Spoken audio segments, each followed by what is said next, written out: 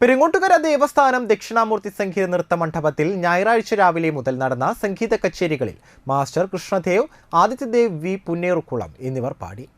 വിഷ്ണുപ്രസാദും ചിത്ര ത്യാഗരാജനും ഭരതനാട്യം അവതരിപ്പിച്ചു. ശിവഗംഗ നാഗരാജ് അവതരിപ്പിച്ച അഷ്ടപതിയും സോപാന സംഗീതവും ഹൃദ്യമായിരുന്നു.